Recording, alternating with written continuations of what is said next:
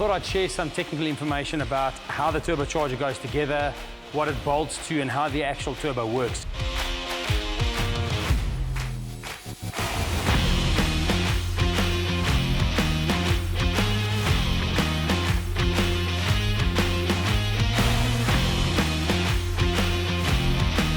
Get this downpipe that's just been welded.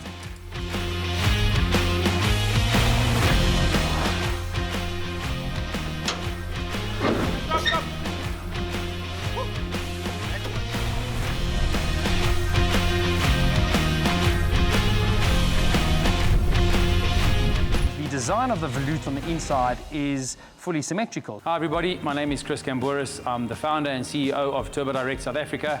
We're sitting in one of the hangars at Springs Airfield today. This is one of the very many passions of mine, and this is my stress relief and disconnect from the world and all of the occurrences in business during an everyday life. We're a bunch of friends that were working on cars, and we're always looking for ways to try and make them faster. It started off as a little bit of a dibble and dabble in the turbocharger game. We engineered and machined components to build what we know today as hybrid turbochargers back then, because in those days, you pretty much had a limited offering in terms of diesel engine turbos, which wouldn't work really well on any of the petrol or gasoline driven engines we were playing with. So we had scrutineering, and we're obviously nervous because we're the last guys to arrive. Everybody's gone home. People are sitting around waiting for us. And now we're very nervous about what they're going to find on the vehicle. Are we going to pass? Are we not?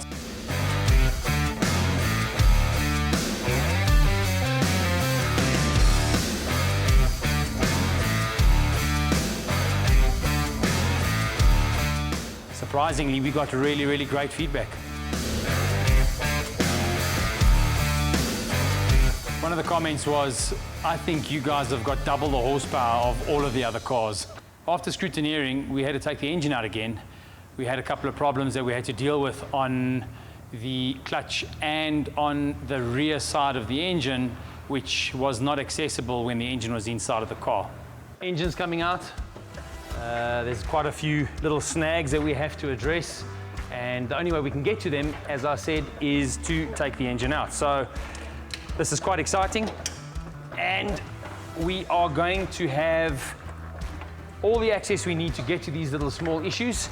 We'll sort them out one by one outside the car, and then we'll put the engine back in again and connect up everything once again, and we're going to start testing. We've got to get this car started. We've got to get it running on the road, tuned and ready for track racing, so that if there are any other snags or problems with the car, we can sort them out as soon as possible.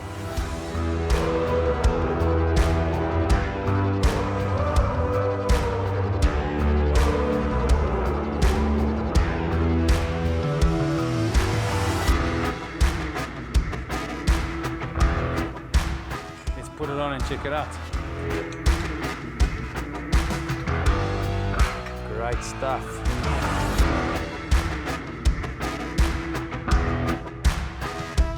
We've taken the gearbox off. We haven't balanced the clutch and flywheel assembly yet, so we're going to take this off, send it away for balancing, and when we get it back, we'll be able to put the gearbox back on again and move to the next thing. So we're going to take this clutch off in the meantime, so we're trying to work on more than one thing at the same time, just to get the job done as fast as possible.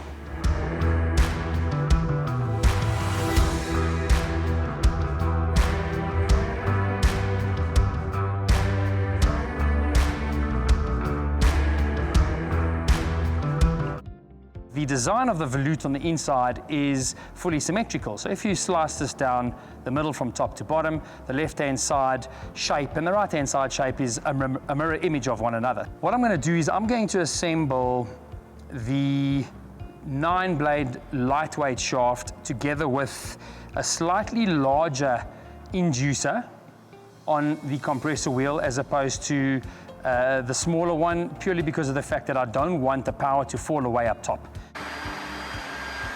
Access machine, which is used to make our billet compressor wheels. There's your cutter. So the inducer blade are going to be a little bit larger. The extruder will probably be the same size as a normal off-the-shelf turbocharger, but this is obviously a bespoke custom build specifically for this race car, and that is where the combination will pretty much come together. That is what it's going to look like, obviously with your bearing cartridge and the bearing housing in the middle of this. So first things first, we need to assemble the split seal ring, which goes onto the shaft like so. So there is the split seal ring installed. You'll see the ring gap over there. That is ready for the installation of the cartridge onto the shaft. And with the ball bearing setup, there is a really critical installation process that is required in order for this to be a reliable result. That unfortunately we won't be able to share with you, the process under which this actually gets assembled. So I can basically tell you that that bearing cartridge locates onto the shaft in that position there, and obviously inside of the bearing housing at the same time. So we will get this done off camera and we will bring it back to you so you can see it on camera. Then you'll understand exactly what the final result looks like, and we'll continue from there. Right guys, so what we've done here, this is the heat shield which we're going to be using. The heat shield will sit on top of the bearing housing over here, and then the shaft goes through it on top. This has been coated with Zybar, which is the polymer coating which will handle 2000 degrees Fahrenheit for extended periods without cracking, flaking, or even disconnecting itself from the mother material that has been applied to. We like to use this on heat shields as well as turbine housings, downpipes, exhaust systems, manifolds, and other thermally sensitive automotive components. So this is the heat shield that we're going to be using. Let's carry on and do the assembly of the rotating assemblies. In essence, that is essentially the orientation that this assembly will be installed in. Time has come for the Turbodirect billet compressor to go on and get married to the rotating assembly. The nut goes on. Now, for those of you that have got a keen eye, you'll notice that I'm turning the nut anti-clockwise to tighten it. And the reason for that is because the turbocharger rotates clockwise. So you always tighten the nut in an anti-clockwise direction. That way, the nut will never be able to loosen during operation. Let's go over to the balancing machine. Let's run this guy for the first time, and let's get this guy into 100% state of balance.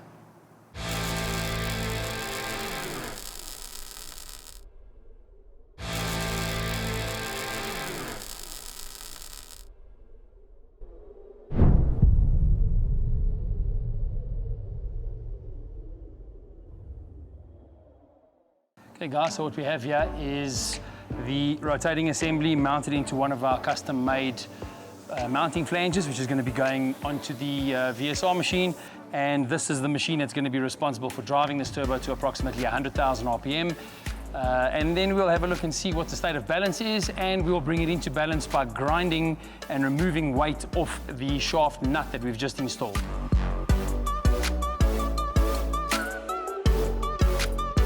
So this machine is known as a VSR machine. It is the first of its kind in South Africa. We had the agency for this specific brand of machine, and we brought this in 2007, and it has been running since 2007. We've balanced approximately 14,000 turbos on this machine if we look at the database, so it's had its fair share of work. We regularly calibrate this machine, recalibrate, and obviously do whatever services we need to. So when you remove material and you grind on the shaft nut, the amount of material that is ground off, once collected, cannot even be weighed. So that is essentially how critical the state of balance is to the reliability of any turbocharger. Here we have an oil feed line. This is going to pump oil into the turbocharger at a minimum of 2.5 bar, otherwise the machine will not switch on, and it will pump oil into the turbocharger at a temperature of nothing less than 40 degrees Celsius. Now, once the oil has got to temperature and there is sufficient pressure through the turbocharger, then the machine will switch on and actually drive the turbo. Until that point, no air will be allowed to actually enter the cavity that drives the turbocharger, and you cannot damage the turbo as a result of lack of lubrication or too low oil pressure.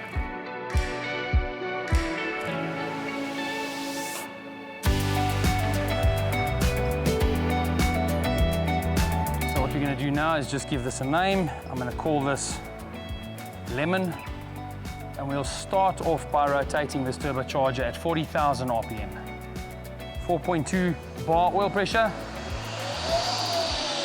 That was 40,000 RPM in 1.39 seconds.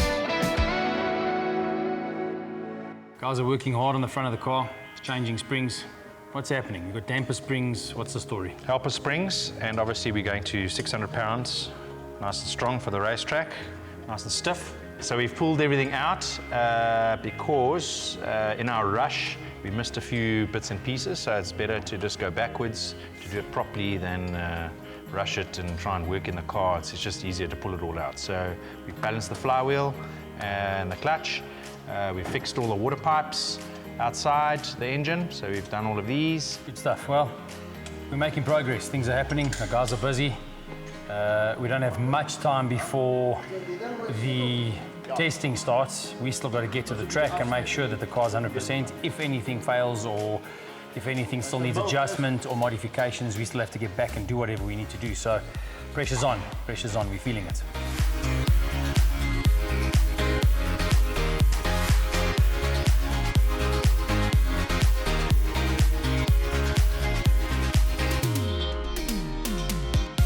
Guys, another milestone. We've got the brakes. The brakes have just arrived and we've already started installing them. Let me give you an idea of where we are and where we're going. I think we've got a little bit of stopping power, don't you? Give you guys an idea of the difference we're doing in terms of the braking. There is a standard pad at the bottom and look at the surface area on the pad at the top. And now look at the thickness. I think we've got a little bit of an overkill, but that's what we need for racing.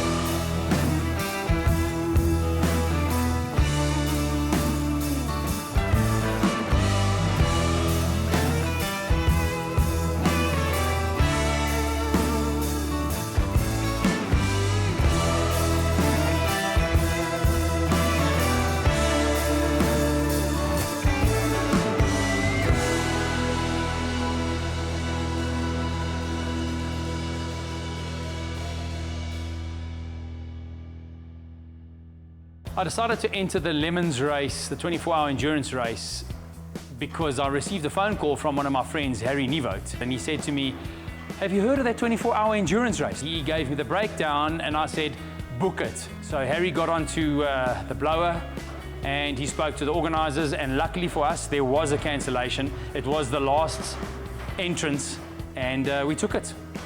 Hi, I'm Harry Nevote. I'm a manager of an approved repair centre. Motor industry has been my game for the last 30 odd years. Love the game, and yeah, it's always interesting to get into different aspects of the motor industry. Like most of the boys, from about 4, my dad gave me my first go-kart and motorbike. So the racing side of it has always been a big thing. If it's in your blood, it's in your blood. Hey, how's it? Hello, Harry. How you doing, bud? Lekker, man. Gary and Harry. Gary and Harry. This, guys, is Harry, our other driver. Chris and I became mates about 5 years ago. We come from the same industry. We became motorbike mates, and from there we just became very, very close. You can actually call it brothers.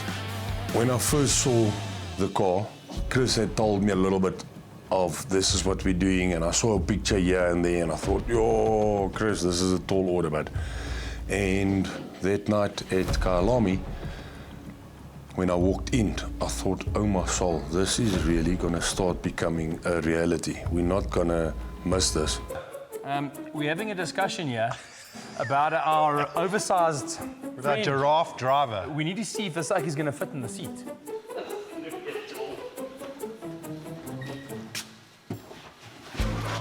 No. when the guys told me that we need to fit you in the car stall. Now, being 2 meters tall versus the other oaks at 1.8, it was quite a scary thought that I'd have to get into the same car as these oaks. What we're going to do is we're going to run these rims on the back of the car. We've tried them already on the front. Yeah. They don't fit, they don't tear the calipers. Now the wheels don't fit. The wheels on the inside of the wheel, the offset's incorrect, it's starting to catch the calipers. Harry made a plan, organized us wheels with a different offset, and we managed to get them to fit. I think we had a 3mm clearance between the inside of the wheel and the caliper. All right, weight off the shoulders. Next. So we're going to use those rims that you're bringing for the rears, and we'll run these ones for the front. 4 rears, 4 fronts. Yeah. We'll have odd shaped wheels, but you know what? Looks cool. It's fun. Does the Whatever gets the job done. Does the job. Got a little bit of brainstorming, and we ended up with BMW rims at the back and aftermarket rims in the front.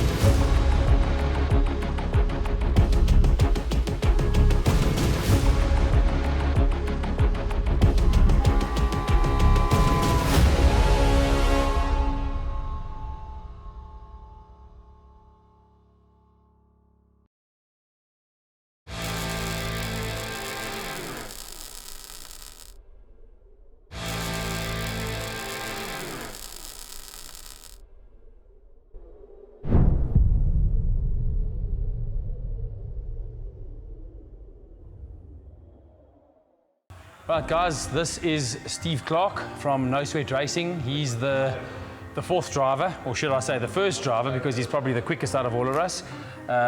He runs a business called No Sweat Racing, probably the most famous, best tuning company in the country, builds all the high horsepower, hill climb cars, drag cars, etc., etc. Anybody that knows anything about drag racing, fast cars will know that Steve has got his hands in probably every single one of them. So this is Steve. He's late, but he's come from Port Shepstone. Welcome, Steve. We've been waiting for you. You've got a lot to do here. Yeah, this is the car. What do you think? Oh, thanks, Chris. Yeah, well, you guys have done an amazing job. In the I'm space? quite surprised, actually. Oh, yeah? Yeah. Racing obviously has a set of rules, and part of these rules govern a lot of safety equipment. So you see we've strapped the air filter that prevents the actual filter. If the filter comes off, it's not going to go anywhere. Nothing can fall off the car. We've got an oil catch can, so we cannot leak oil that comes out of the engine, the breather system, onto the ground. It gets caught in a catch can, and at the bottom of the catch can, it routes back down into the engine. So that's taken care of. We've got an overflow bottle over here. In case the engine gets hot and any water comes out, it feeds into this overflow bottle. And then obviously you've got all of your other safety precautions in terms of your roll cage, your safety harness, your racing seats.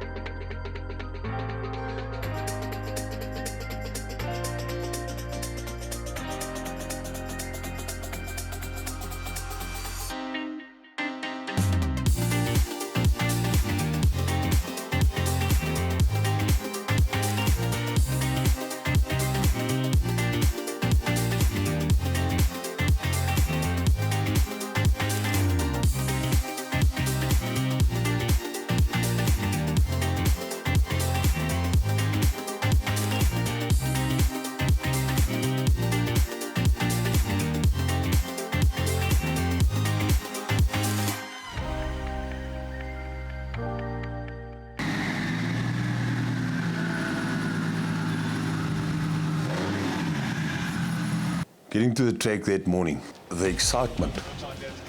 We need to show what we've got and to prove what Chris's product is about. We as South Africans have got some of the best engineering available, whereas most of the guys just import stuff. So it's race day, and we decided to go flying over the track on race day so we could get some nice footage of the layout of the track, all the cars and everything parked there.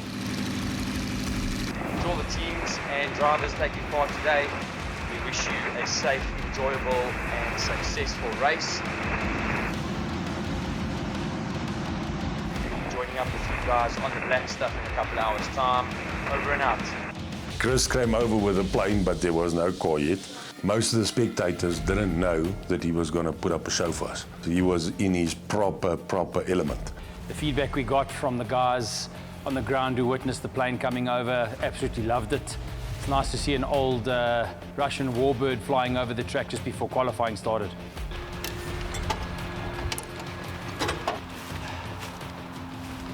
That was an awesome flight. A really awesome flight. We went and buzzed the tower, did a couple of low-pass flybys and some steep banks over the track. The guys loved it, so it's time for us to get into our suit and head off and go and do qualifying.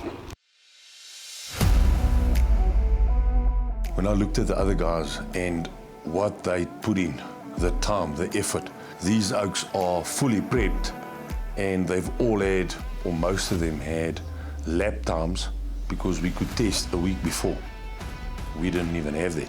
Some of these oaks pulled in with trucks and rigs, and you think, okay.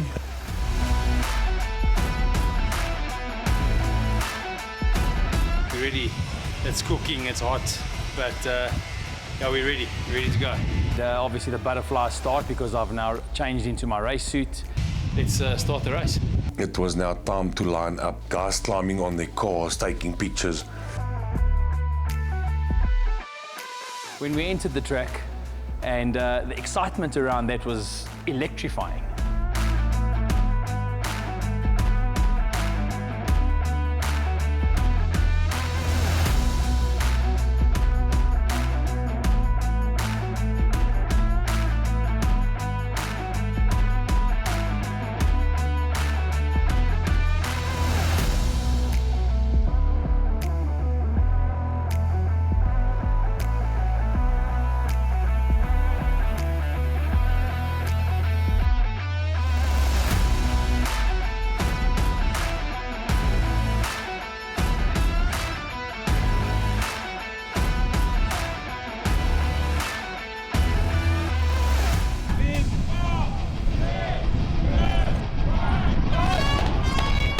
So pulling out of the blocks when qualifying started, obviously a Le Mans style start, Gary got into the car very quickly, and he battled to see the harness because of the neck brace.